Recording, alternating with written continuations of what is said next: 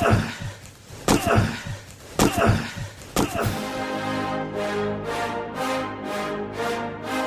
rolls out to the right, pitches off to Taylor, and Taylor's to the 20, down to the 15, down to the 10, 5, 4, 3, 2, 1. Touchdown, Billy Taylor! Touchdown, Billy Taylor! Billy Taylor scored a touchdown from 21 yards out. The crowd goes berserk. It was November 22nd, 1969. That they came to Barry, Michigan, all dressed in maize and blue. The words were said, the prayers were read, and everybody cried. But when they closed the coffin, there was someone else inside. Oh, they came to Barry, Michigan, but Michigan wasn't dead. And when the game was over, it was someone else instead. 11 Michigan Wolverines put on the gloves of gray, and as the organ played the victors, they laid Woody Hayes away. Under center is Wangler at the 45. He goes back. He's looking for a receiver. He throws downfield to Carter.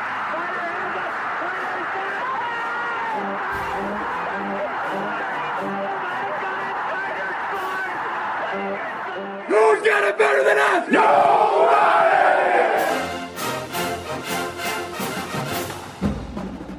Welcome to the Michigan Man Podcast on Wolverine Sports Radio, a member of the V Sporto Network, and in partnership with SB Nation's Maize and Brew, for Wolverine fans from coast to coast. Go Blue, and welcome to our Michigan Game Day edition of the show. I'm your host, Mike Fitzpatrick. Jim Harbaugh and his team won a game in November that really mattered. It was a heart attack to watch, but oh so satisfying after that last defensive stop. Joining us today is first-year beat writer Michael Cohen from the Detroit Free Press. Before we hear from him, let's get it started with my view from Section 17. This whole we haven't won a game that matters in November is something that we have heard ad nauseum for the last decade or so. So, okay, it's true, but equally true is the fact Michigan has historically been a championship caliber team in November for the better part of our 100-plus year history. We haven't been since Lloyd Carr retired, so it just seems like forever. Or we older fans have exaggerated Michigan's glorious past Novembers. I do get it. As an aging Michigan fan, my patience has grown thin over the last 15 years or so. We can't seem to get back on track, and Jim Harbaugh was supposed to be the answer to our struggles. One of the interesting things about getting older is that you realize nothing comes without sacrifice, and you never take the good times for granted and think they're going to last forever. They won't. The question then becomes, will it ever happen again? Will we ever get the program back to elite status, or at least to a level where we are relevant again in November? It's taken a long time, but we can now say we are relevant again. This team has exceeded all expectations, and it really has been a joy watching them grow, with the exception of that day in East Lansing a couple of weeks ago. We are now where we want to be. Beat Maryland on Saturday, and we set the stage for a monumental date with Ohio State in the Big House on Thanksgiving weekend. This is the way it used to be. We took it for granted. Now we have to take it back. In order for that final game to be epic, Ohio State must take down Sparty in Columbus this weekend. Even if they don't, it's time for us to slay that dragon in Columbus in our house. My guest today says no matter how the season ends, Jim Harbaugh and staff have put the program back on track. With us next is beat writer Michael Cohen from the Detroit Free Press, so stay with us.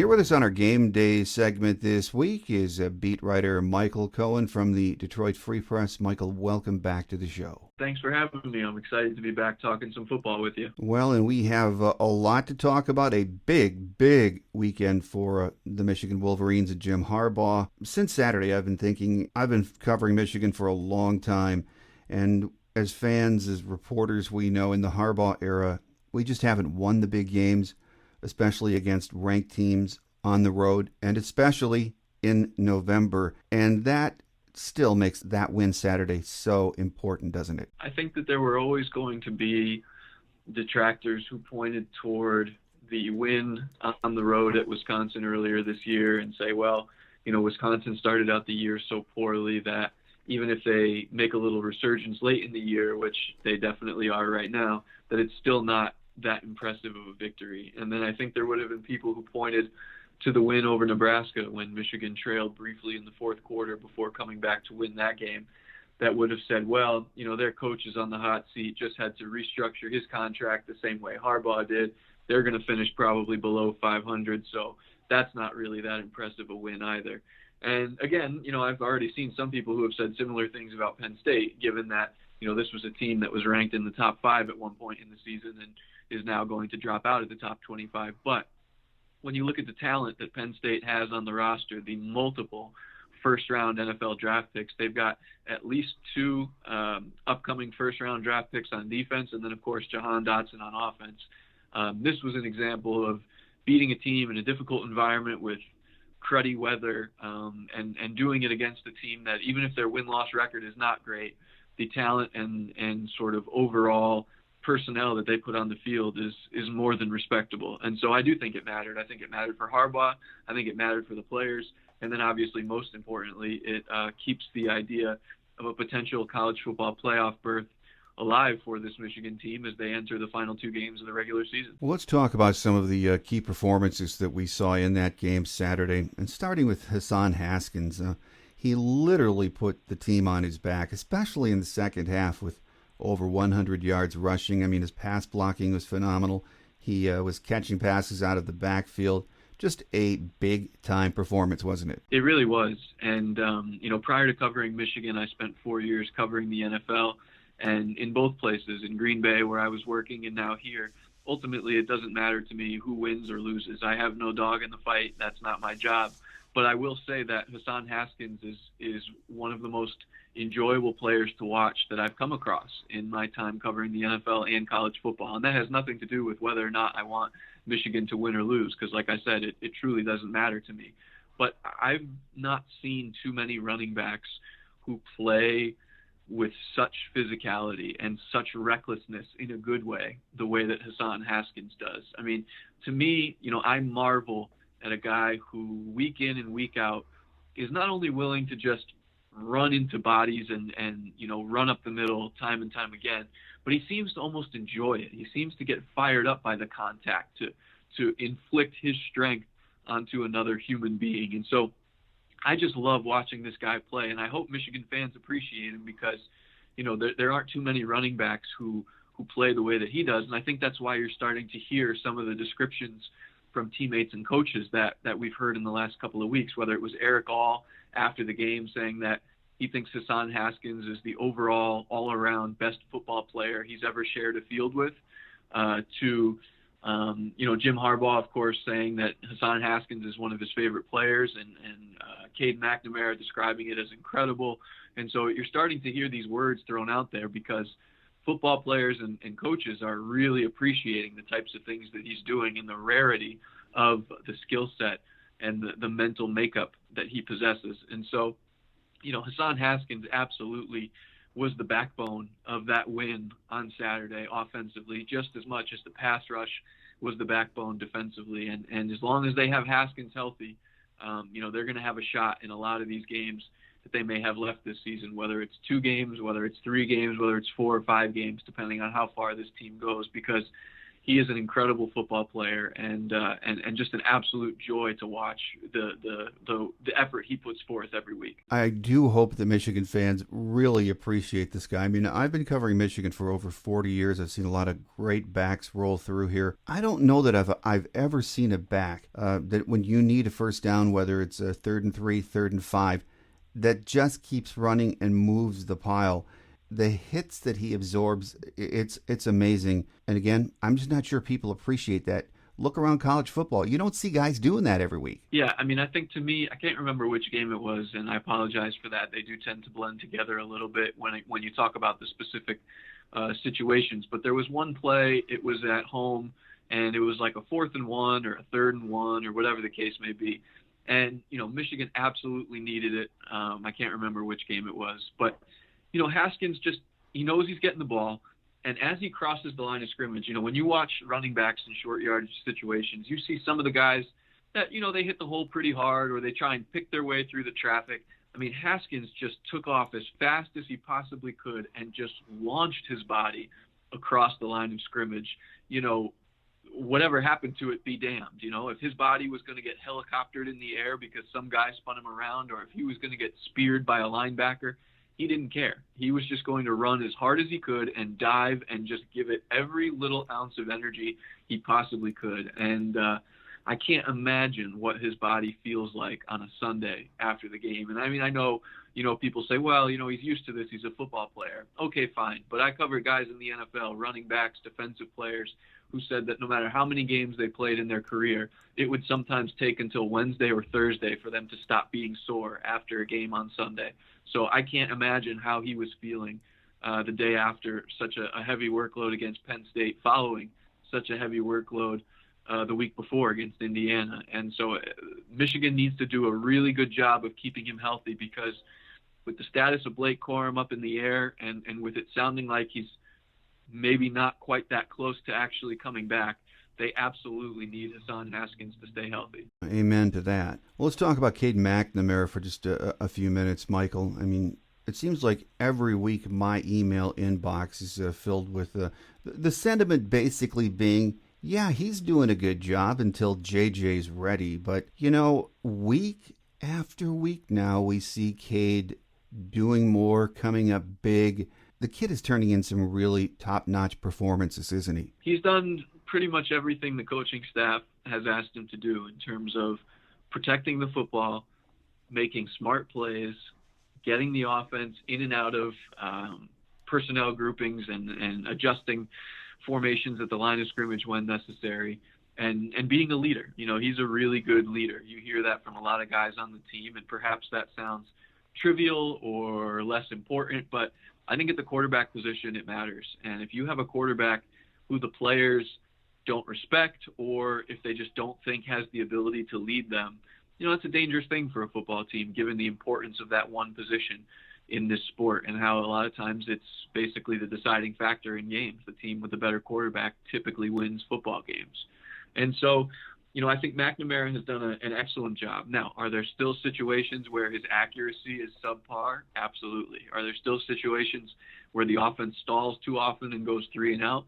Absolutely. But the bottom line is that when the team has needed him most, with the exception of one drive against Michigan State, he has come through 9 out of 10 times so far, with 9 victories and 10 attempts. And, that's about as good, I think, as the coaching staff could have asked for, because I don't think there are too many people who thought this team had a realistic shot of going undefeated, let alone being 9-1, at this point in the year. And so McNamara has done a fine job. I admire his toughness. I think he's taken some punishment in some games, and he's played through some stuff.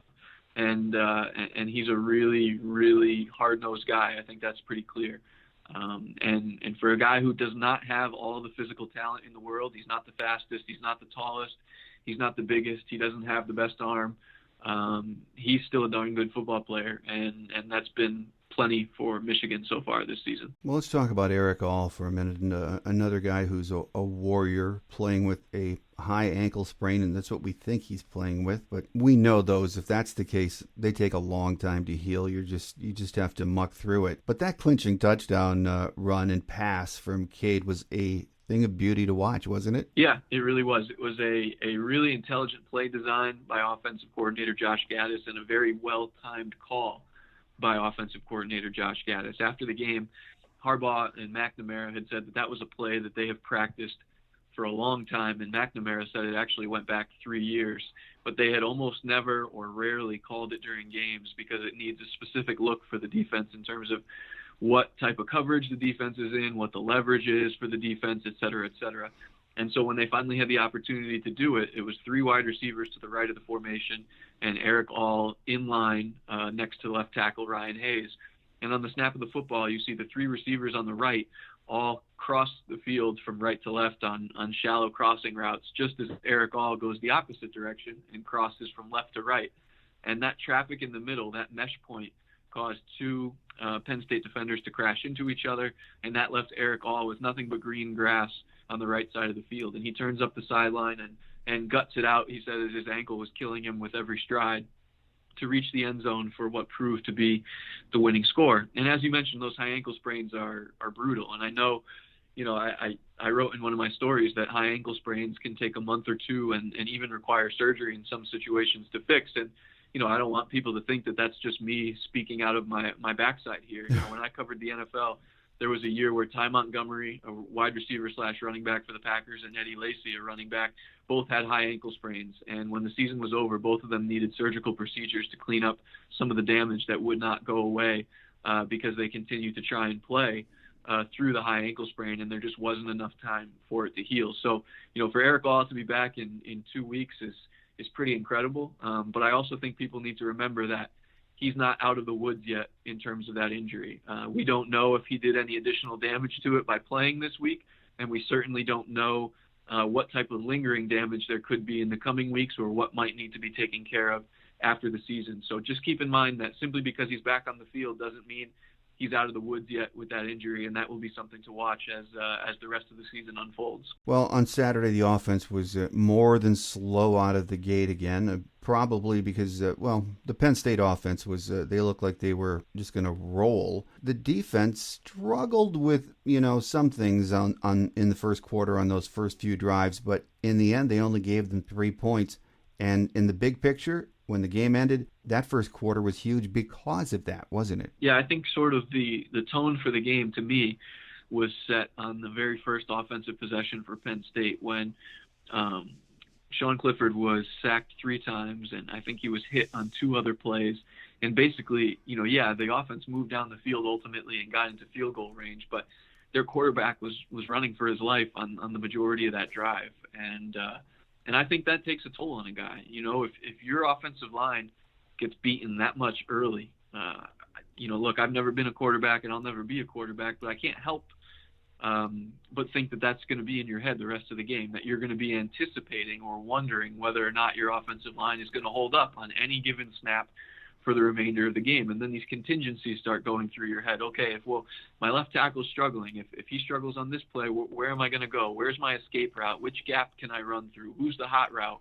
All that kind of stuff. And so I think it's got to weigh on a guy's mind as the game unfolds. And that's why I think the start to the game was so important for Michigan in establishing the fact that offensive line could not contain Aiden Hutchinson and David Ojabo, and that would be the case for the remainder of the 4 quarters. And so by the time the 4th quarter came around, Clifford had taken an absolute beating to the point where, when I rewatched the game this morning, I watched the televised copy on Monday morning. There was a shot of him on the bench, and he's got a towel around his neck, and the camera catches him mouthing the words, "Oh my God, man," because he's just in so much pain after he took another vicious hit. I think it was following the hit by Brad Hawkins late in the 4th quarter.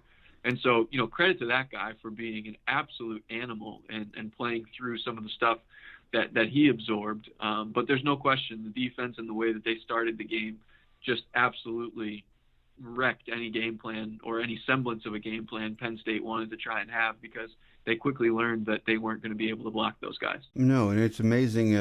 Week after week, you keep waiting for an offense to adjust and slow it down, that being the pressure from Aiden Hutchinson and David Ojabo. But each week they seem to be unstoppable, don't they? Yeah, and the interesting part to me is everybody knew going into this season that this was going to be the last chance for Aiden Hutchinson because he's going to go pro after this season, even though I think technically he could have come back for another year because everybody got that extra year of eligibility with COVID. But he made it clear that 2021 was going to be his last season. I wonder now if this is going to be David Ojabo's last season, because as you look more and more at the mock drafts that have come out, he has suddenly popped up in the back end of the first round in a lot of these drafts now because of how well he's played. And so he's gone from basically a guy who wasn't even guaranteed to be a starter at the beginning of this season to now a guy that, as long as he doesn't get hurt and as long as he continues to play at a reasonable level, is going to have a very, very difficult decision to make about whether to come back to school or whether to go into the NFL draft. That's how well he has played. That's how athletic he is. That's how excited NFL personnel will be about a guy who not only has all the physical traits that you want, but seems to have a terrific personality from what I've gotten to observe about him so far, and also a guy who hasn't played a lot of football, which is basically the equivalent of NBA teams who love to get younger guys in the draft because it gives them more time to work on a guy in their own building. And the same logic applies here in that Ojabo being so new to football, only having played a handful of years in his life, an NFL team would love to get him sooner than later so that they can start developing him in the way that they want him to play as fast as possible. And so that, to me, sort of frames how good David Ojabo is, that he's gone from basically being unknown to, right now, unless he really wants to come back to school, which certainly he may want to do that. I don't know what his intentions are academically or anything like that, but I mean, the money's going to be there for him if he wants to leave after this year, and that's a huge credit to him.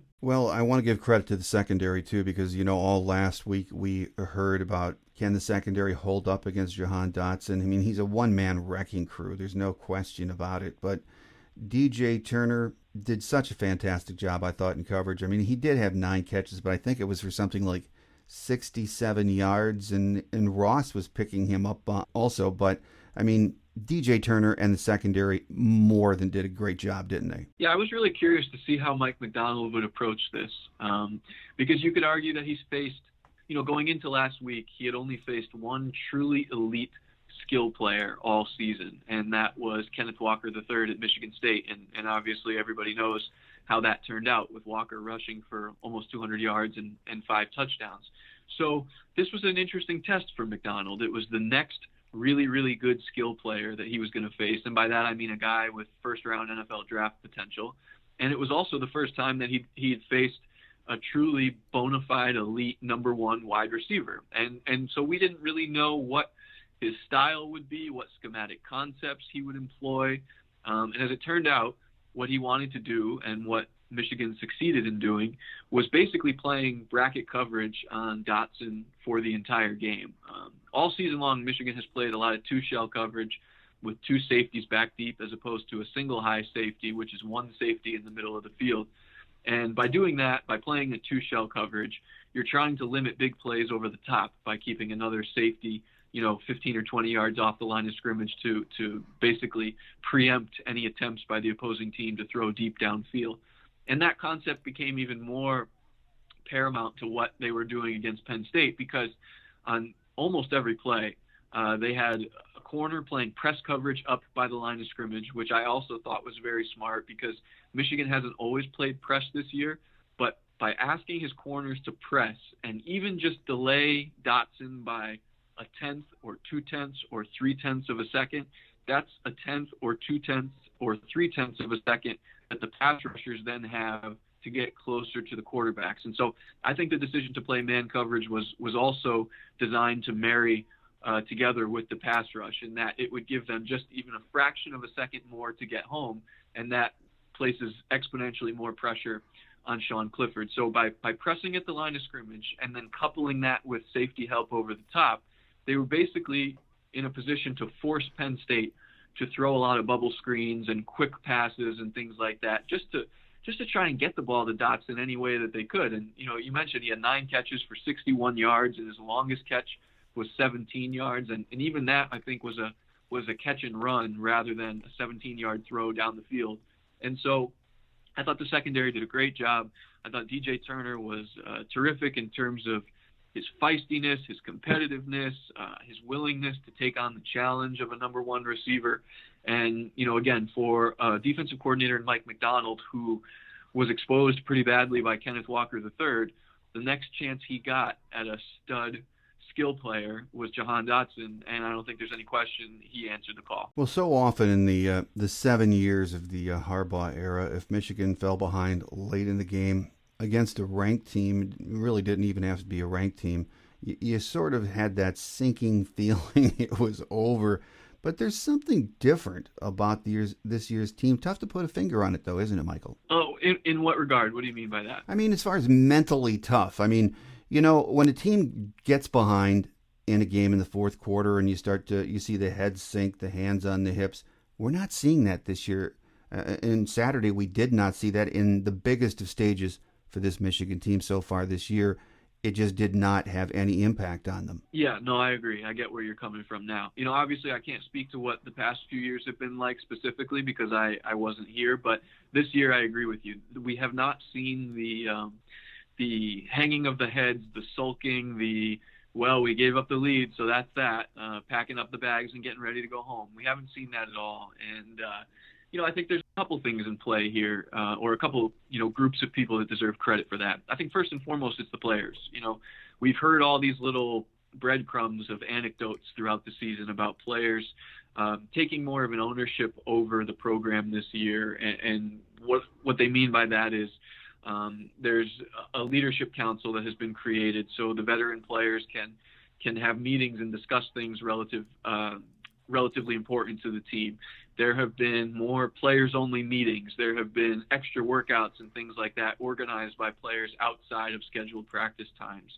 And so when you start to see the players taking more accountability, I think naturally that sort of breeds this environment where it means more to them, where if they're putting in all this time, if they're doing everything the right way, if they're trying to make this program, try and bring it back to what it has been historically, then, you're naturally just going to care more on Saturday and you're going to scratch and claw and fight and do everything you can to make sure the outcome is what you want it to be. And then the second group of people that I think deserves a great deal of credit is the coaching staff. And look, Harbaugh had a lot of difficult decisions to make about which assistant coaches to replace, how to replace them, which types of guys he wanted to replace them with. And, it's no secret now that he wanted to go young, that he wanted to bring in coaches with different backgrounds, that he wanted to bring in guys that he felt were excellent communicators and could connect better with the players on a personal level. And so I think their ability to develop bonds with the players and sort of create this kind of connection that goes beyond player-coach has the players wanting to fight harder for their coaches as well. And maybe that sounds cliche and maybe it sounds silly, but I think it matters on Saturdays. If you don't care about the coach that's calling the plays, or you don't really care about the coach that is deciding, who gets what snaps at defensive end or defensive tackle or whatever, I think human nature is to not quite play as hard as you normally would. And so, these guys deserve a lot of credit for always sticking with it, for always continuing to battle. And this week against Maryland, if they play the way they should, it figures to be another Michigan victory. But the qualities that we just discussed and that I just mentioned, they're going to need to show up the following week in the game that everybody is looking forward to, and a game that in many ways will ultimately define whether this season was good or whether this season was great. Well, the 24-hour rule has expired. We've all enjoyed the Penn State win, but the team is ready for another road game against Maryland. And we saw what happened with Maryland in East Lansing on Saturday. They sort of imploded on themselves again. That's been the pattern all season, 13 penalties. They just could not get out of their own way. But you know what? When you look at Tagliavoia, I'll never get that guy's name right. I keep practicing and never get it right. But when you watch him, and I've had a chance to watch him enough this year, that if they just cut back on mistakes, which has been their bugaboo, man, this offense can, as Jim said at his presser on Monday, they can sling it around, can't they? Yeah, I mean, the guy's got an incredible arm. They throw it 40 to 50 times a game, seemingly every week. And, he's 10th in the nation in passing with, I believe it's 310 yards per game. And over the last 3 games, if I remember correctly from when I added it up this morning, In a 3-game stretch, he has 1,147 yards, which is pretty remarkable. And it's especially remarkable considering the volume of injuries that they've had at the skill positions. They've lost 2 receivers for the season. They've lost a decent pass-catching running back for the season, and yet they continue to find ways to pump the ball downfield. Now, can a team that is prone to making all these mistakes week in, week out actually put it together and stop the mistakes? My gut says no. Generally in football and in all sports, really, teams that demonstrate a pattern of being undisciplined don't often correct that pattern within the course of one season. It's a difficult thing to fix. I often equate it to tackling. Teams that are poor tackling teams have a very difficult time improving tackling because it's hard to practice during the season. There's no hitting in practice. So can a team that is prone to mental mistakes or lapses in concentration or grabbing jerseys, can you really cut that stuff out in the course of one season when you have so many other things you need to work on Monday through Friday in between games? Generally, the answer is no. And I kind of think the story of this Maryland team, as you noted, is going to be this trend of sort of self-inflicted wounds derailing an offense that should be capable of winning 6, 7, maybe even 8 games if they could just knock off the mistakes. I don't think there's any question that Maryland can score points, and I think they could score a decent number of points against Michigan. But I find it hard to believe that they will be able to withstand the pressure that Michigan is going to put on them defensively. And it feels like one of those games where Tagovailoa throws an interception or two because he's so eager to pump the ball downfield. And when you're doing that against pass rushers or when you're getting hit or when you're about to be hit, there could be some balls up for grabs. So Michigan, no doubt, has to be focused, has to concentrate, has to do all those types of things, because if they don't, they could certainly lose this game. But, as long as they show up and as long as they have the mental wherewithal that they've displayed in just about every other game this season, I find it hard to believe that they would go down against Maryland. Well, final question before we let you get away, Michael. When you have a special season, and that's what we could be looking at right now, week by week you can sort of feel it building. I mean, effort, confidence, resolve. I mean, we're not there yet. We have 2 games left to go. But for those of us who have covered Michigan for a long time, you sort of know when you get to November what the eye of the tiger looks like. And it's been a long time since we've seen that for Michigan. And this sort of follows up on one of the questions I asked you earlier. When you get to November, that mental toughness, you either see it in a team or you don't. And it seems to me that for the first time in a long time, this Michigan team looks like they're ready for whatever the challenge is. I tend to agree. And I think it's particularly impressive with this group because there wasn't a huge amount of roster turnover from last year to this year. I mean, if you look at some of the key contributors last season, they're key contributors again this season. And so that is why I find it more impressive that they've been able to overhaul their mental fortitude, their resilience, whatever you want to call it, because like you prefaced at the beginning of that question, teams either have it or they don't. And what are teams made of? Well, teams are made of players. So in some respects, that implies that players either have it or they don't. And yet this group of players that is largely the same as last year's team, a team that nobody would say had that mental toughness and mental fortitude necessary to succeed, that group of players now is showing a complete 180 in that category. And so I find that to be more impressive than if there was just a large amount of roster turnover and all of a sudden a new core of guys just happened to be mentally tougher. The fact that it's the same group largely, not entirely, but largely, and that they've found a way to improve their own, resiliency and their own toughness, to me is exponentially more impressive. And that's why I think it's legitimate too. That's why I think it can carry this team. And, I have no idea if they're going to beat Ohio State in 2 weeks, but, I would find it hard to believe that anyone will accuse them of not giving it every little thing they possibly have, because it clearly means more to this particular group this year than it did last year, based on what I've heard and what I've seen and what I've read. Here with us on our Michigan Game Day segment this week has been beat writer Michael Cohen from the Detroit Free Press. A pleasure having you on the show with us. We look forward to that next visit with you. Yeah, absolutely. I'm happy to join. Thanks for having me. Anytime you need something, I'll help out as best I can.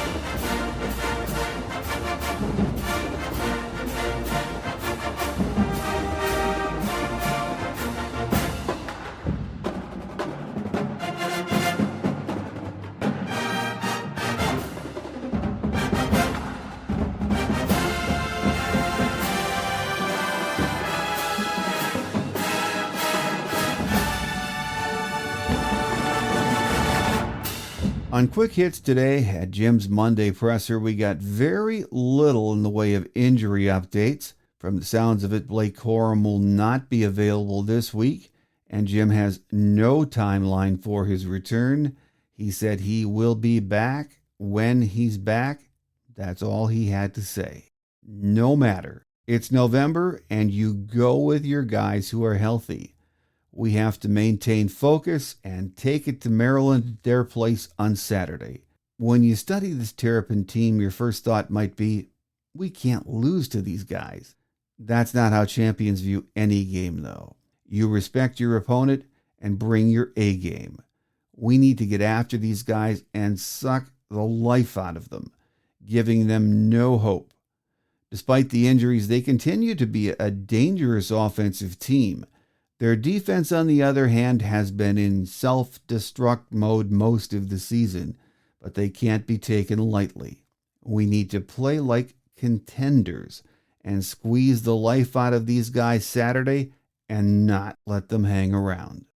On Thursday's Visitors Edition, we'll get the Maryland point of view from their legendary radio voice of over 40 years, Johnny Holiday. So make sure you join us. That does it for now. Have a great Wolverine week, everyone. I'm your host, Mike Fitzpatrick. Until we meet again on Thursday, take care, and as always, go blue. Thanks for joining us today on The Michigan Man, here on Wolverine Sports Radio, a member of the V Sporto Network, and in partnership with SB Nation's Maize and Brew. Our listener lines are open 24/7 for your calls at 313-263-4842. That's 313-263-4842. Or email us at themichiganmanpodcast@yahoo.com. That's themichiganmanpodcast@yahoo.com. The Michigan Man Podcast is produced at the studios of Robin Lynn Productions, Allen Park, Michigan, and is not affiliated with the University of Michigan. Go Blue!